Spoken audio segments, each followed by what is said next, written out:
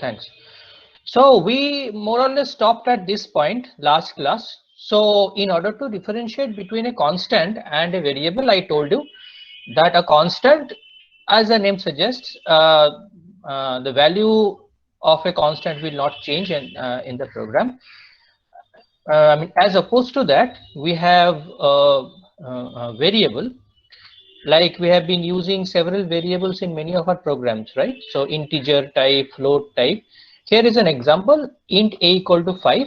So variable, as the name again suggests, that you can, I mean, it can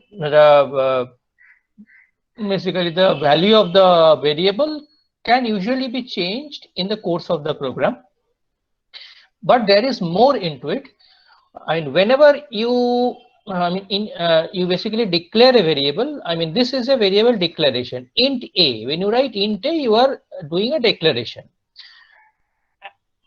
And I mean, whenever you are doing that, you are telling the compiler or the operating system that and basically this is the variable, and the and some space is basically allocated for the variable in the basically memory. So memory is a temporary part. So after this program is executed, I mean, that portion of the memory will not be there. I mean, it will, this variable and its value will be basically erased from the memory. Okay.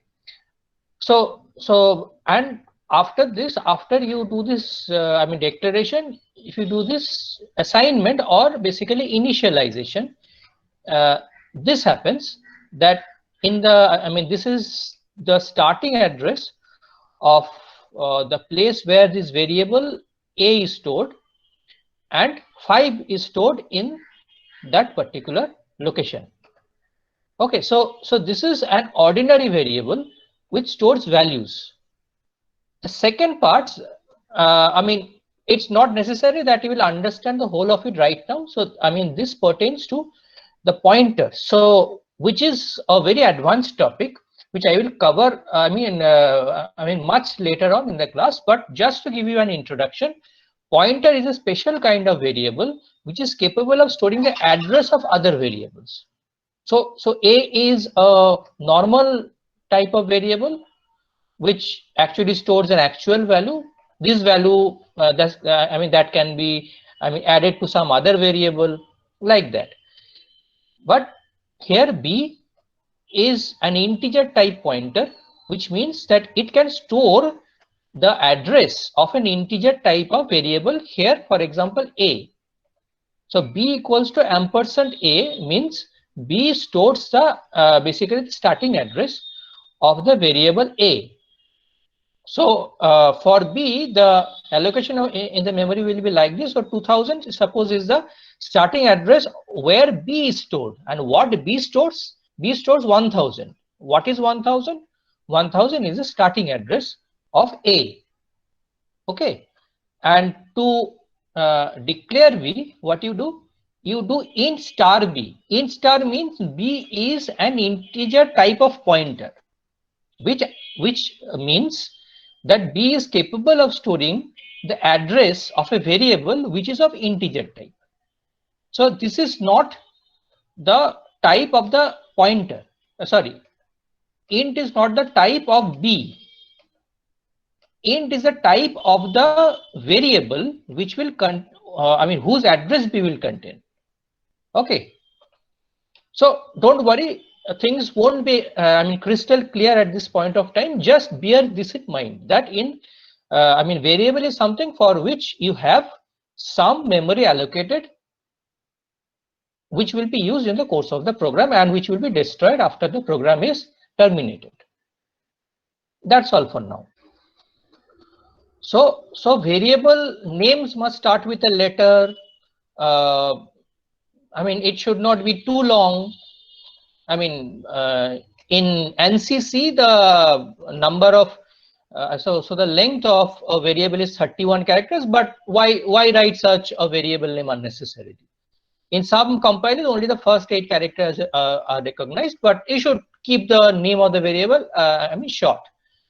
And the variable names are case sensitive. That is, SUM with only S capital. SUM will all in lowercase. Will S, U, and M are in lowercase, and just the opposite. SUM with everything is uppercase. These are different variables.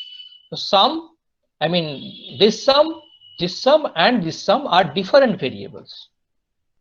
Though all of them, read as sum. And this kind of keywords like printf, scanf, this kind of things, these are basically reserved for the system, for the compiler.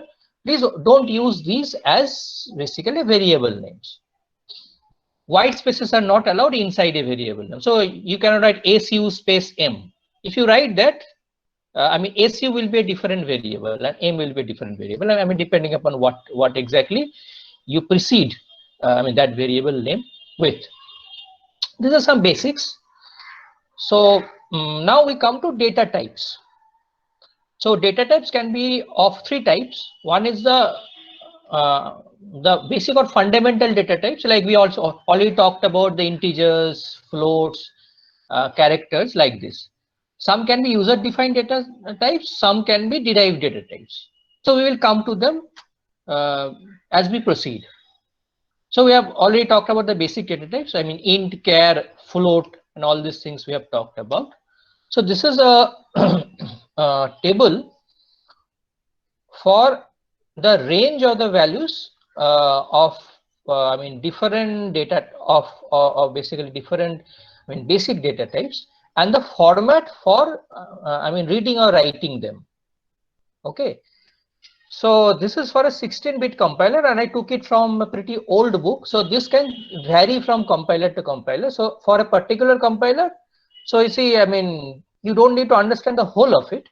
But integer, we talked about the integer. 16-bit, I mentioned about the range.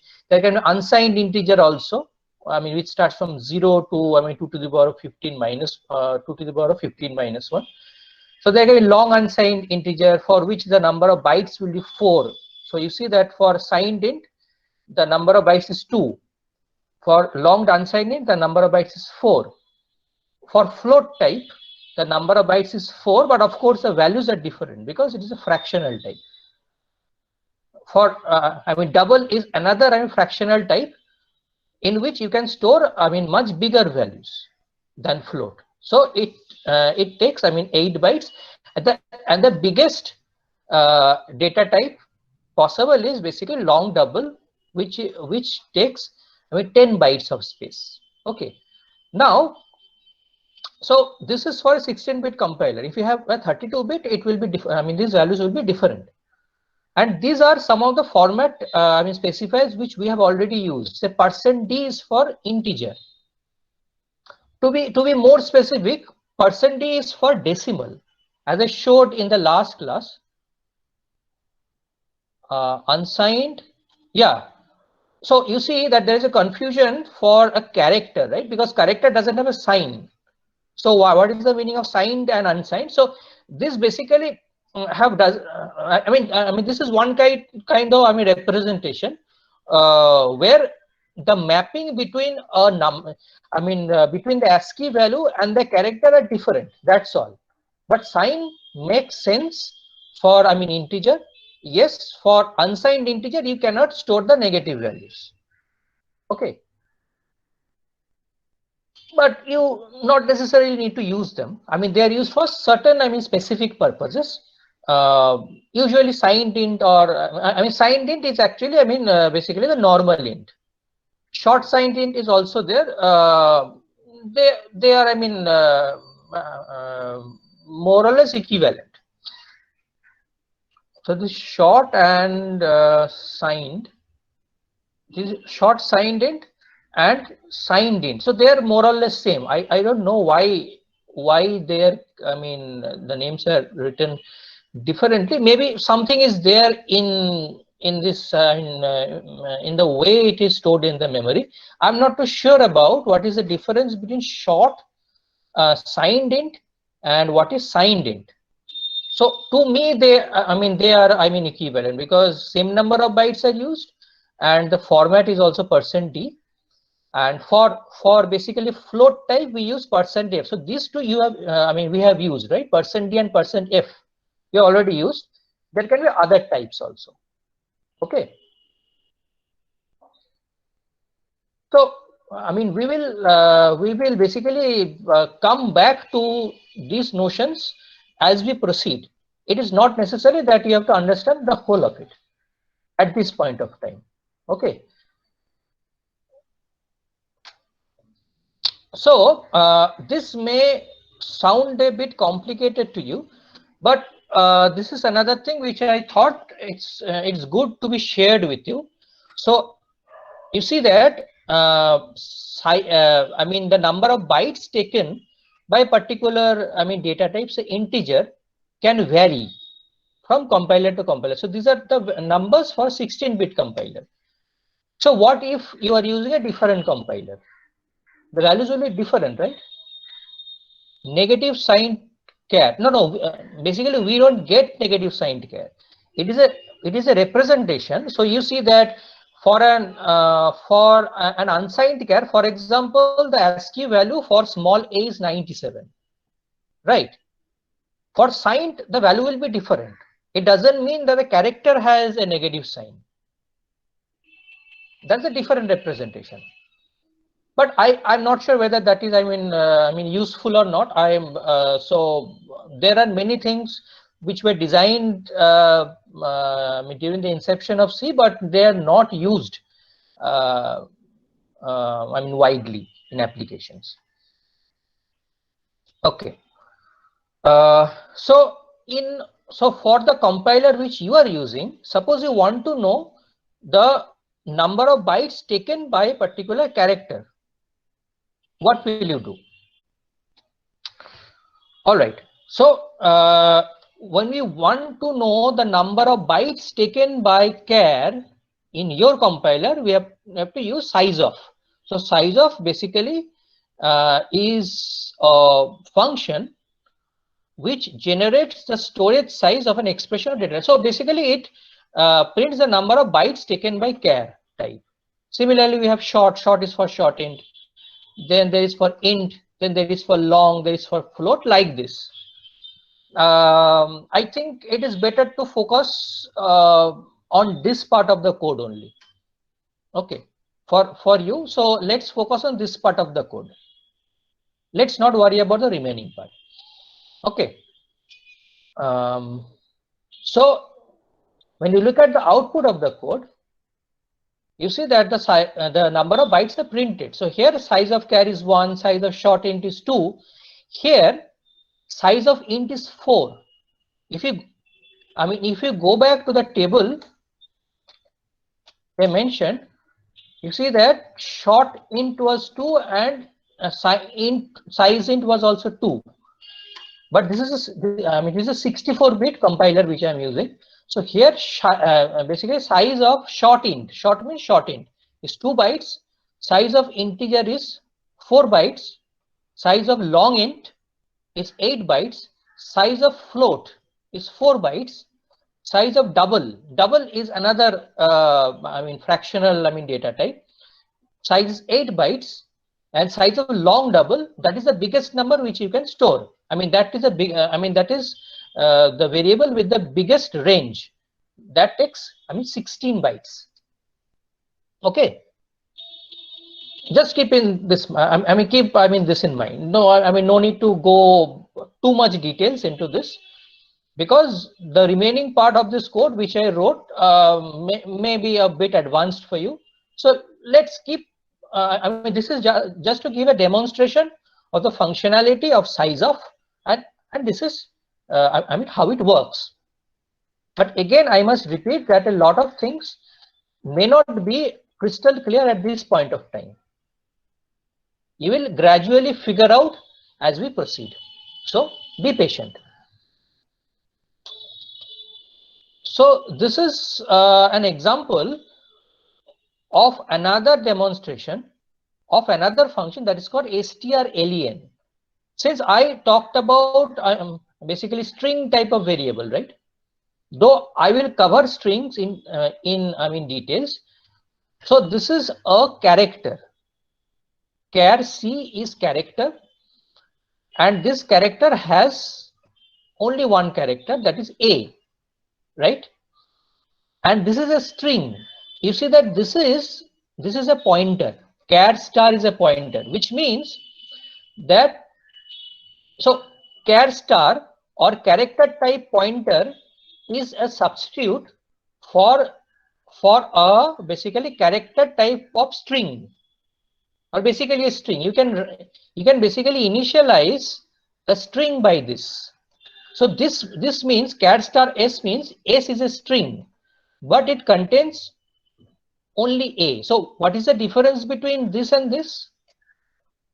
Difference between this is it is a single character, and this is a string which can contain many characters, but this string contains just one character, that is A. Okay. What I do in the next line, printf size of C equal to percentage LU. Okay, I will come to this. But what does it print? It prints size of C. What is C? C is a character type variable. So what should be size of C? Size of C is 1. Why? Because I told you that character takes just 1 byte, right? So size of C equals to size of variable C. This is the size of the character. Size of char in this case. And as I print this, S equal to this, I print size of S. What is S? S is a character type string. So what is its value? S equals to 8. Why is that? That's the question, right? Why is that? Because if you see size of long int is a bigger integer variable. It is 8 bytes, right? And what is S? S is a pointer. Pointer is a variable that can store the starting address of some other variable, right? What is that variable? It is this variable. So it is basically storing the starting address of this variable, but it itself is a pointer. So the type of a pointer is long integer. So in order to print long integer, you print, so it is basically long unsigned integer, LU. Okay. So it will print the size of a of basically a pointer type variable, and this will print the size of a character. They are different. You can see size of a character is 1 bytes, and size of an integer which is long int or unsigned long int, the value of the number of bytes taken by both are same, that is 8 bytes. And what else? I'm printing strlen. What is S? S points to a string, right? So it points to a string. So strlen S means the length of the string it points to. So what is the length of the string? It is 1, right? It just contains one character, that is A. So S, you see, S has a dual role here. S is a character type pointer, that is true. So S is a variable that is a character type pointer. So that is a pointer. There is no question about it. Okay. Pointer is a special kind of a variable that can store the address of some other variable. So what is that variable? It is basically the string. So when you write this, this particular string is stored somewhere. That is right. So in order to get the number of bytes taken by s, this particular variable in the memory, we have to use size of s. But in order to print the string that s is basically storing, so it is a character type of pointer, right? So it can basically store the starting address of a string. So here strlen of s is the size of is the length of the string. So it is not about the variable s, it is about the value of the variable s, or it is about the it is about the string which s basically stores. That string is this one. So this is a string of length 1. Why? Because it contains only one character. So that is the difference between size of and strlen. Size of will be about the type of the variable. So size, so if it is an integer type, then size of an int will be printed. If it is character type, then the size of character will be printed. So these are bytes taken by that particular type of variable to be stored in the memory. And strlen is the is about the value that is stored in the string. So these are two different things. One is the data type and the other one is the value. To know something about the data type, know something about basically the memory requirements of a particular variable, you have to use size of. And in order to know about the length of the string that a character will store,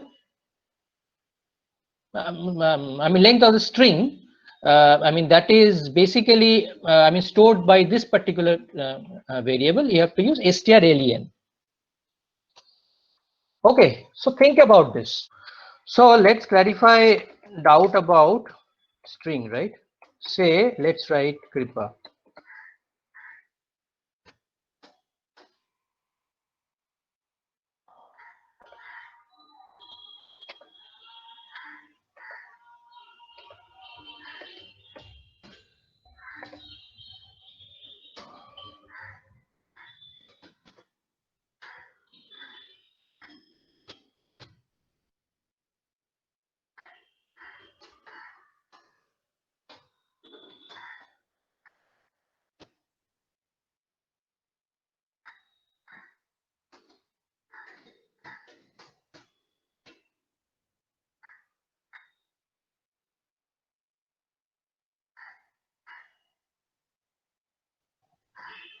What does it print? Can you see the screen?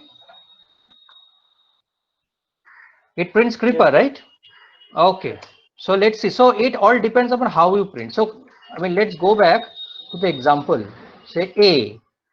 That was the example, right?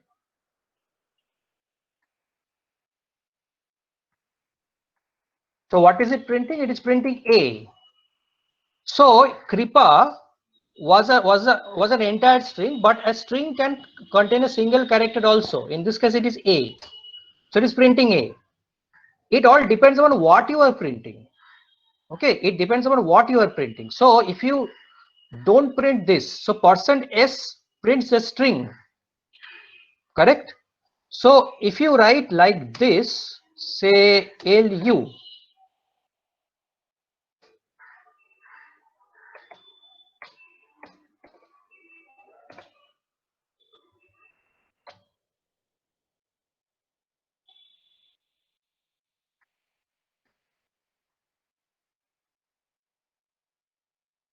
it prints 8. Why does it print 8?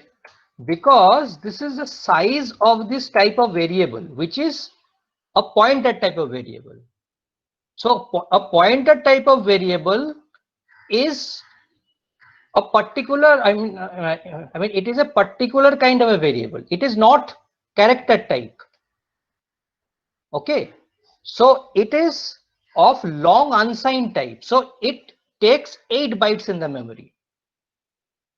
But so these two concepts are equivalent, that it basically points to a part of a memory where this particular basically the string is stored. But when you print using printf by %s, then it assumes that that basically the string starts from that point and it prints the whole string. It works that way. There is no problem in it. Okay, these two concepts are basically equivalent.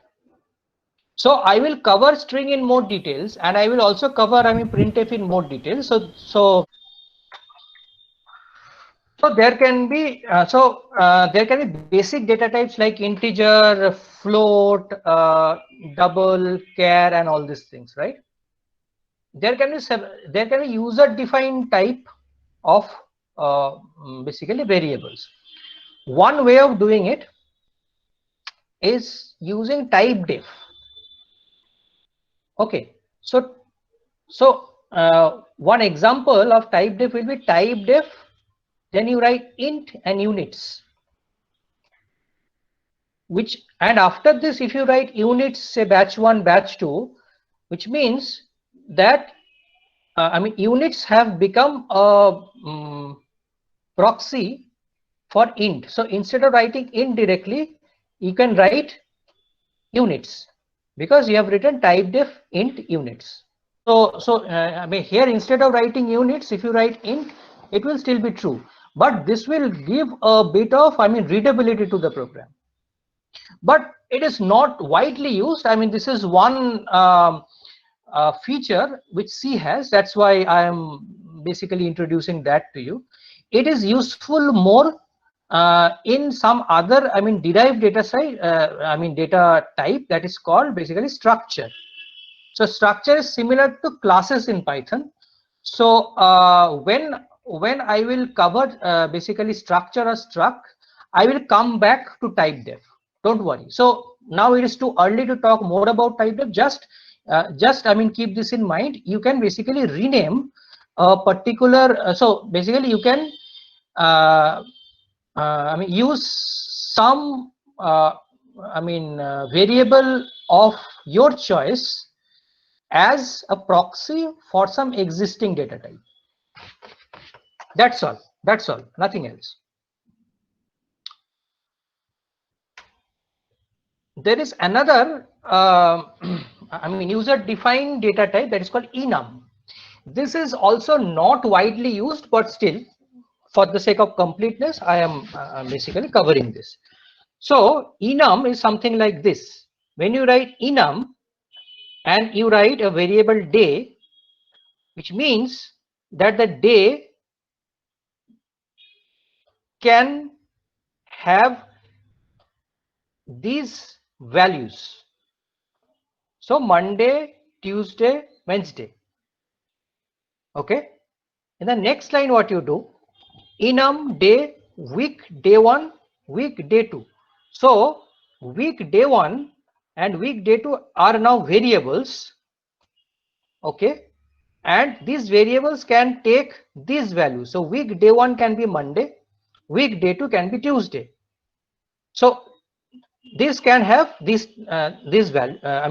So you can write this week day 1 equals to Monday, but implicitly it has a numeric value. Monday has a numeric value. So by default, the value of Monday will be 0, Tuesday will be 1 here, and Wednesday will be 2.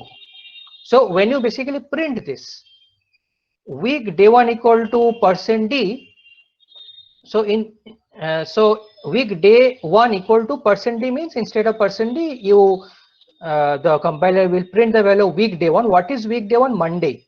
So it will print 0, because Monday by default the value is 0, and for weekday 2 the value will be this. So that is Tuesday, right? So by default it is 1. So this is 0, this is 1, this is 2. So this is just to increase the readability of the program, nothing else. It has no other function. So I have never used enum in my life, but this is a functionality which if someone wants to use for the I mean basically the decoration of the program, I mean he or she can use. And if you explicitly assign a value to this particular variable, say sorry, I mean this particular value, say Monday equals to 5, then automatically it is increased, so by 1. So then Tuesday becomes 6, Wednesday becomes 7. So if you print now week day 1, which is Monday, so Monday is now 5, and week day 2, someone prints basically Tuesday is now 6. So that's all, nothing else. It is nothing basically beyond this. This is extremely simple. And you I mean if you don't want, you basically may not use it. So it is just an additional feature which is basically provided in the C language. But typedef can have some, I mean, more kinds of usages, which I will cover when I discuss basically struct. So let's try covering constant variables and data. Constant variables and data types. Okay, so this is about the storage classes. So when I write say int a, I did not mention anything basically more specific about the variable, right? But some more specific functionality can be added to the variables. The different types of variables are basically auto. Auto is by default. So if you don't mention anything, it will be auto. So it's a local variable only known to the function. There can be static types, there can be external types, there can be basically registered types. Okay. And I already introduced to you a global data type, right? Global data type, when I gave the example of the volume, right? This R, I mean, the radius of the volume, that was a global data type because that could be reached by any function which is defined after it, right? So it can be used by main, it can be used by calculate volume, right, in that example. So that is a global type variable, and local type will be restricted to the function only. So let's take some examples, otherwise it won't be clear. So okay, I have 4 minutes more. Okay, let's look at only the local type. So local variables are defined within a function or a block, and its scope is limited to the function or block. So it is created when the function is called, and it is destroyed automatically when the function call ends. Keyword auto may or may not be used for declaration. Let's take an example. So you see that here int var equal to 5 is defined within main, right? Is declared and initialized within main, and this function is declared and defined within function 1. That's a different function. So this is one function, main is one function, and function 1 is another function. So this variable which is defined within within function 1, and this is defined variable, this variable is defined within function 2. So when you run this particular code, what is happening here? So int var equal to 5, this is within main. I'm printing this value in main. So what will be its value? The value in main is 5, right? Then I'm calling function 1. So in function 1, same, I mean a variable with the same name var is there. It is basically initialized to 1, and when you print var, you get 1. You don't get 5 because this 5 is restricted within main and within this particular function. So this is basically the scope of the function. Within curly bracket, you get the scope of the function. So since it is a local variable defined within or declared within the function, whenever you go beyond that function, its scope will end. So when you want to print this particular var, it will print 1, it won't print 5. Similarly, when you call function 2, this particular variable will be printed, which is 2. So although keep something in mind that these three vars are different memory allocations. Although they share the same name, they are different memory allocations. Okay. So they may have the same name, but they are restricted within the scopes of the function. So I think it's time to stop today. I will come back to this in the next class.